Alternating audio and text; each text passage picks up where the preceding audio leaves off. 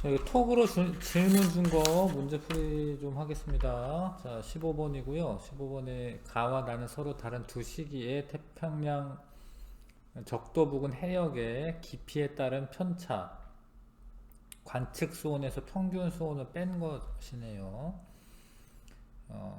관측 수온에서 평균 수온을 뺐다. 이거 빼기죠, 빼기. 지금 그러면 자, 이쪽이 동태평양입니다. 여기가 이게 웨스트를 의미하긴 하는데 이게 내 태평양을 기준으로 해서는 이게 동쪽이에요. 이게 서경이라는 뜻이거든. 이게 동경이고. 근데 그거는 이제 영국의 그리니치 천문대를 기준으로 하면은 서쪽이다 뭐 이런 뜻이 돼. 어찌됐건 지금 원래 그냥 이제 북반구 기준으로 하면은 태평양이 있으면 이쪽이 동쪽이고 이쪽이 서쪽이거든요. 오른쪽이. 아무튼 이쪽이 동쪽이고 이쪽이 서쪽인데 지금 깊이에 따른 수온인데요. 가와 나는 서로 다른 두 시기에 태평양의 적도 부근의 해역에 따른 그 관측 수온에서 평균 수온 뺀 것을 나타낸 것이다. 이렇게 써져 있는데요. 보기가 되게 어렵네. 자,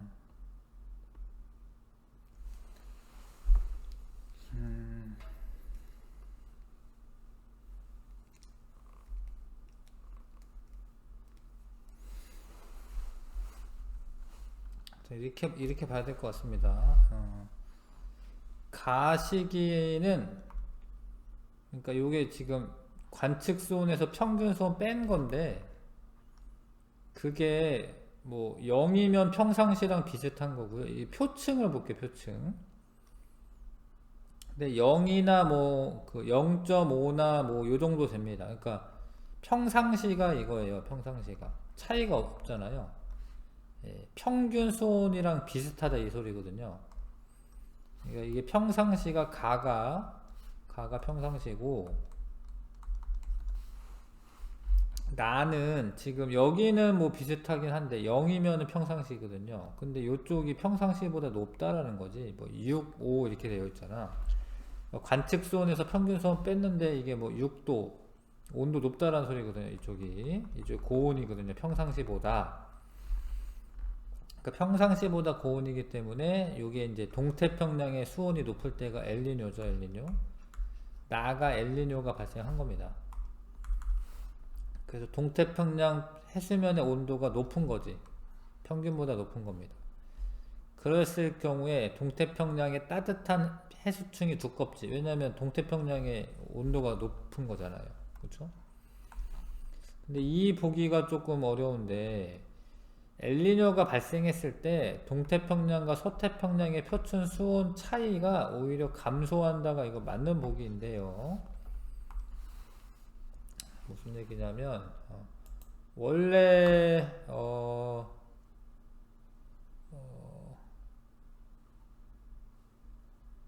눌러야지?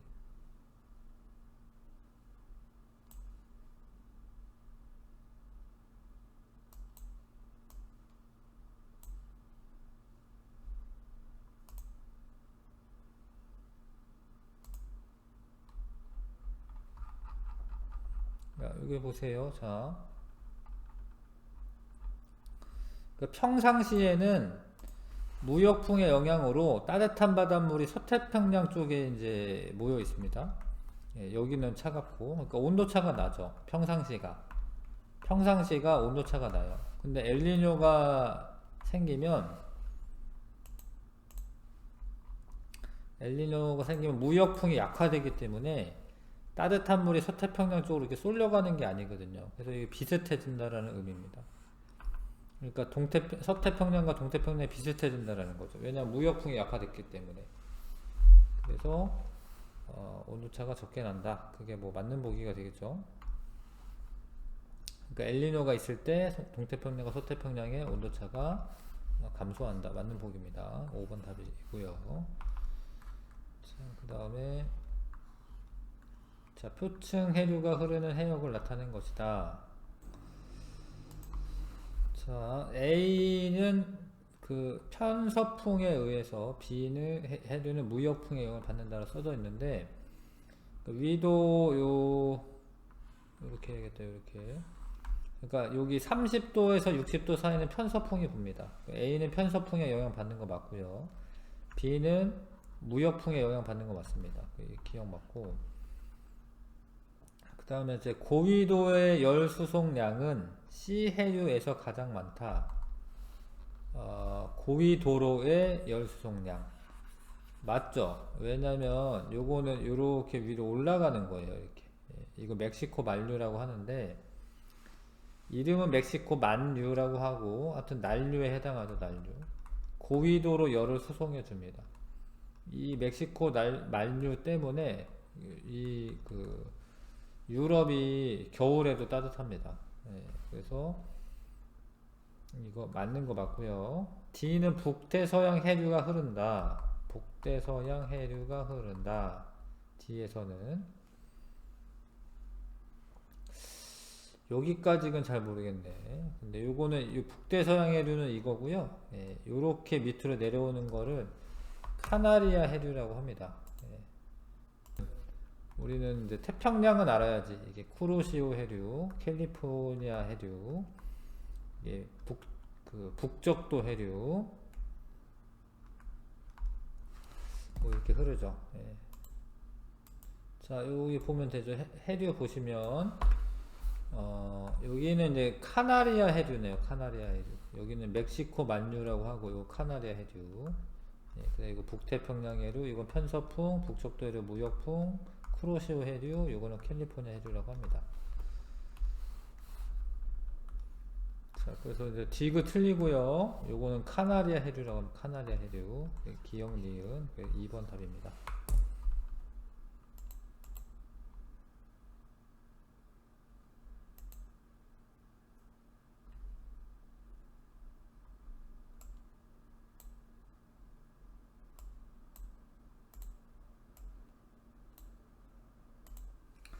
그 다음 질문 된 것도 18번이에요. 그 엘니뇨 시기에 기업과 니은 중 한 곳에서 발생하는 피해 상황이다. 엘니뇨가 있으면 동태평양 쪽이지. 동태평양 쪽에 수온이 높기 때문에, 수온이 높으면 상승기류도 생기고 구름도 많이 생깁니다. 그 폭우가 내리고, 요거는 이제 동태평양 쪽이죠. 심해 차가운 물이 표층으로 올라오는 현상이 줄어들다. 용승이 줄어들죠. 용승이. 어획량 감소한다. 이거 동태평양 이야기고, 무역풍 세기가 평상시보다 약하게 불어서 엘니뇨가 생기는 거고요. 기억에는 따뜻한 해수의 두께가 평상시보다 얇아진다. 기억이 어디죠? 맞죠. 왜냐면 평상시에는 무역풍이 불어서 따뜻한 해수층이 두꺼웠지만 무역풍이 약화됐기 때문에 기억에 따뜻한 해수층이 얇아진다. 맞는 설명. 그 다음에 표의 피해 상황은 니은에서 발생하는 것이다. 맞죠. 동태평양 쪽이 해수가 온도가 올라가서 그렇습니다.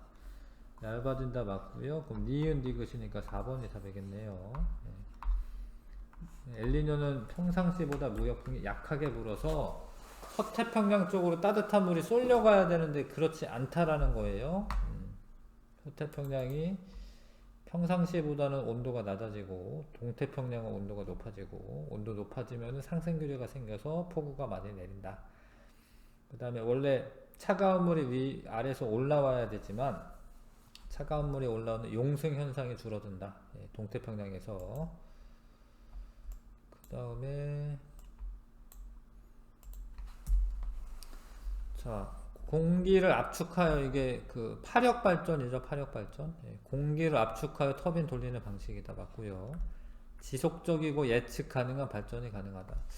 근데 이게 원래 파도가 잔잔할 때도 있잖아요. 그쵸? 그래서 요게 아니고 파도가 많이 칠 때도 있고, 기후 및 조류 조건에 따라 발전량이 달라진다. 뭐 기후에 따라서 달라질 수 있죠. 잠깐만. 이거 하여튼 공기 흐름이지. 공기 흐름. 물의 흐름이 아니라 뭐 날씨가 뭐 바람이 잦아들었다. 그럼 파도가 적게 칠 거 아닙니까? 발전량이 달라질 수 있죠. 밀물, 썰물로 인한 해수면의 높이차, 이건 파력 발전이기 때문에 요거는 이제 조력 발전 이야기지. 예. 그래서 이제 기억 1번 고르시면 되고요. 이거 1번 답 맞죠? 자, 그 다음에 뭐 모르는 거지? 아, 이거 별표 친 거 모르는 건가요? 하지 않았나 근데? 그 태양전지에서 N형 반도체에서는 전자가 발생하고, 예, 전자는 이제 P 전극으로 이동하고요. P형 반도체에서 양공이 발생하는데 양공은 Q 전극으로 이동합니다. 그럼 전자가 태양전지는 빛에너지를 직접 전기에너지로 전환한다 맞고요. 생성된 자유전자는 P 전극으로 이동한다. P. 요로 이동해서 어떤 전기기구를 작동시키고 요로 와서 양공이랑 만나는 거예요. P로 이동하는 게 맞아요. 틀렸죠. 이거 Q로 이동한다고 써있으니까. 화력 발전에 비해 초기 설치 비용이 많이 드는 발전 방식이다. 뭐 태양 전지 이런 게 원래 싼 건 아니지. 화력 발전소는 이제 연료비가 많이 들죠. 화력 발전소는. 근데 태양 전지는 연료비가 많이 들진 않지. 초기 설치 비용이 많이 드는 건 맞습니다. 기억 디귿 3번 고르셔야 되고.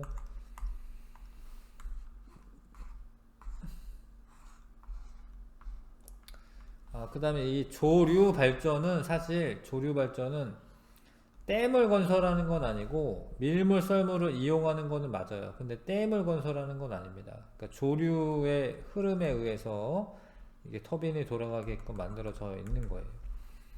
가는 기상 변화에 영향을 받지 않는다.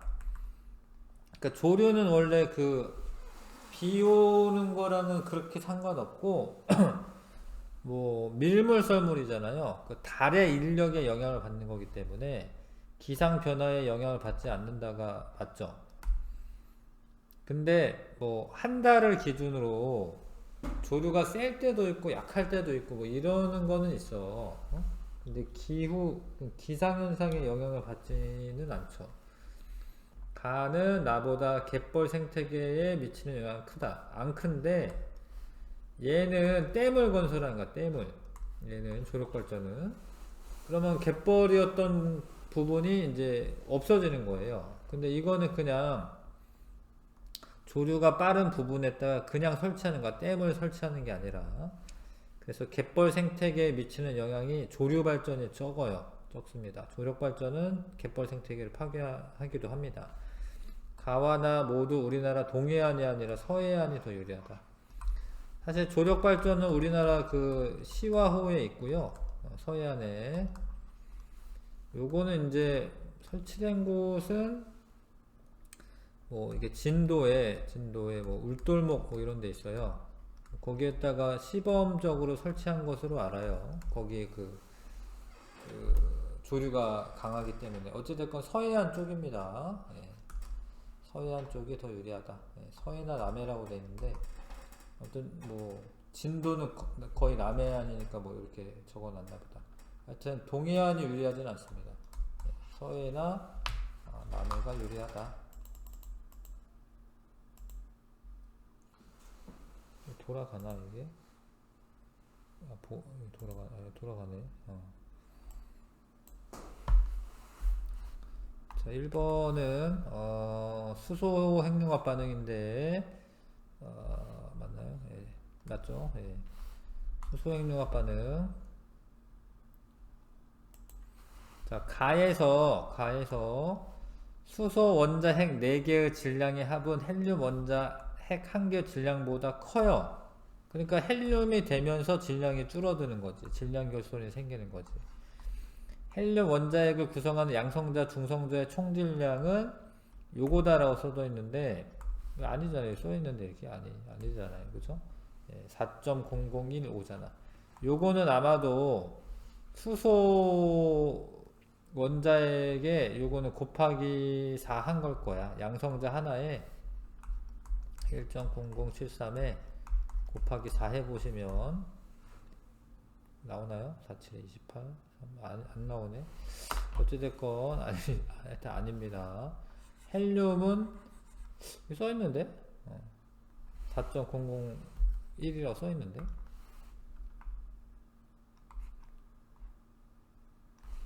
이게 맞아? 헬륨? 원자핵 양성자 중성자 총질량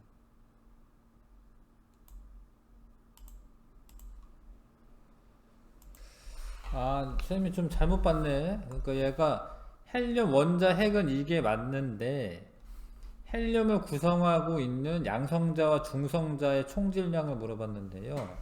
헬륨에 양성자가 2개가 있고 중성자가 2개가 있으니까 그러니까 이거는 그냥 헬륨 원자에 구성하기 전에 질량을 물어보는 거네요. 그렇네. 너무 쉽게 생각했네.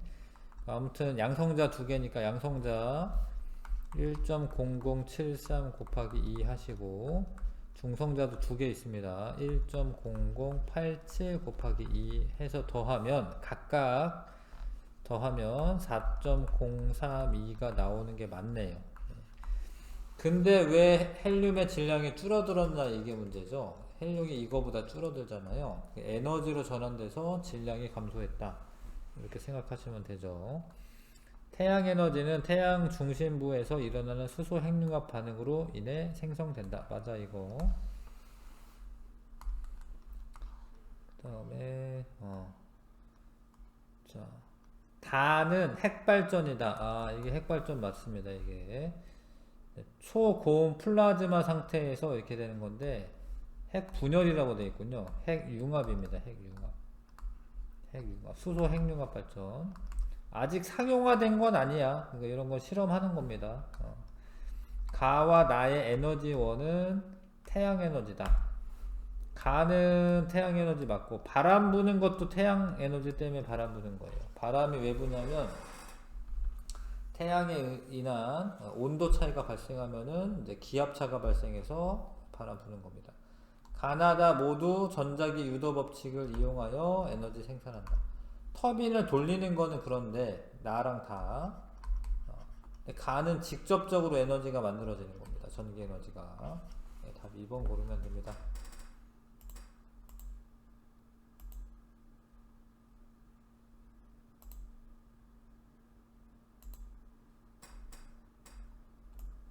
자, 요거요. 그림은 실시간으로 수요를 파악하여 전력을 효율적으로 공급하는 지능형 전력망 스마트 그리드에 의해 발전소에서 변전소를 거쳐 공장에 전력을 공급하는 모습을 나타낸 것이다. 표는 낮과 밤의 변전소의 공급 전력과 송전 전압, 송전선에서의 손실 전력을 나타낸 것이다. 자, 문제 봅시다. 이제 낮에 P0, 밤에 2P0네. 전력이 2배로 늘어났네요. 전압은 그대로야. 일단 전력이라고 하는 게 전압 곱하기 전류거든요.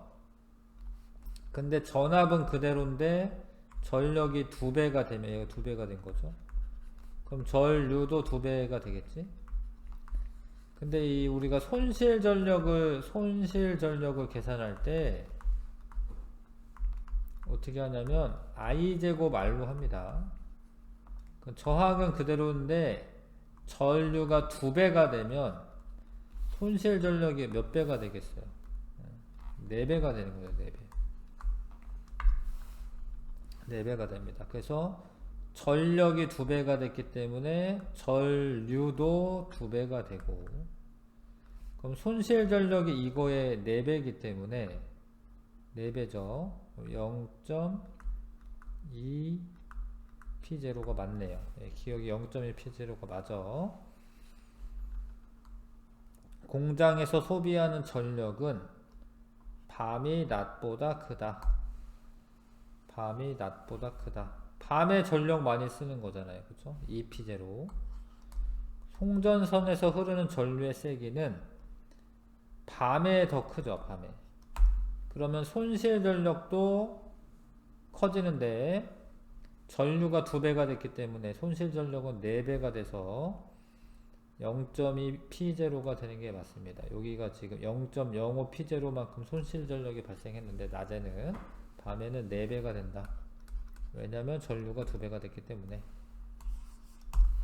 4번 또 있나요? 자,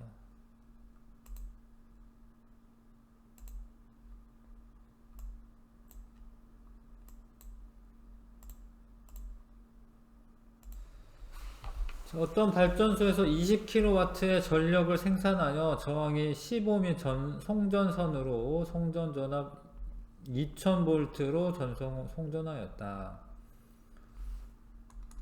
일단 이런 거 전류 구할 수 있을 텐데요. 얘가 P는 VI입니다.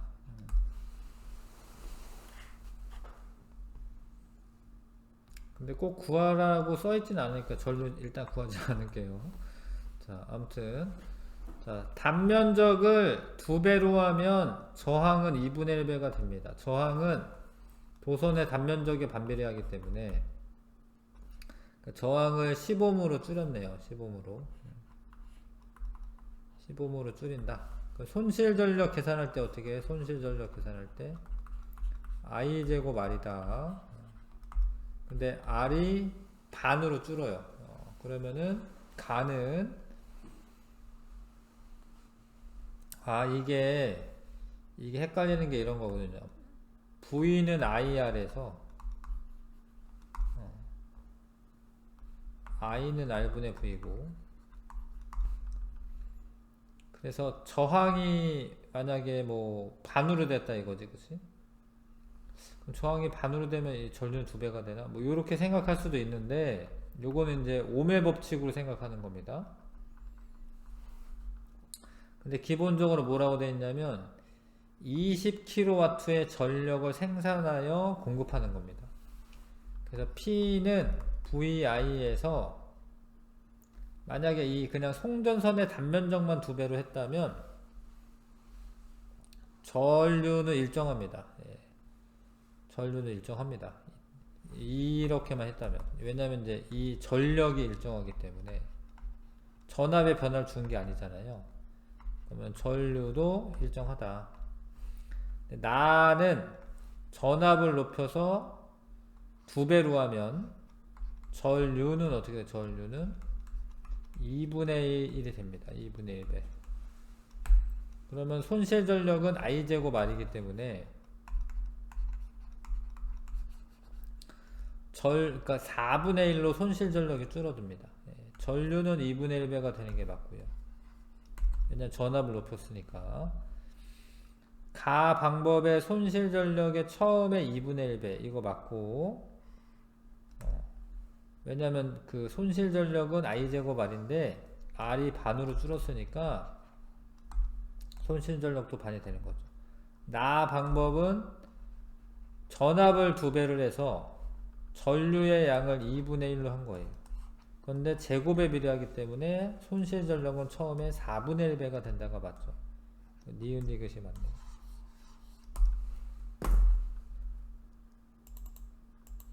또 있나요? 마지막 같은데? 마지막 같네요. 자, 한번 다시 좀 잘 모르겠으면 다시 한번 영상을 좀 돌려봤으면 좋겠네요.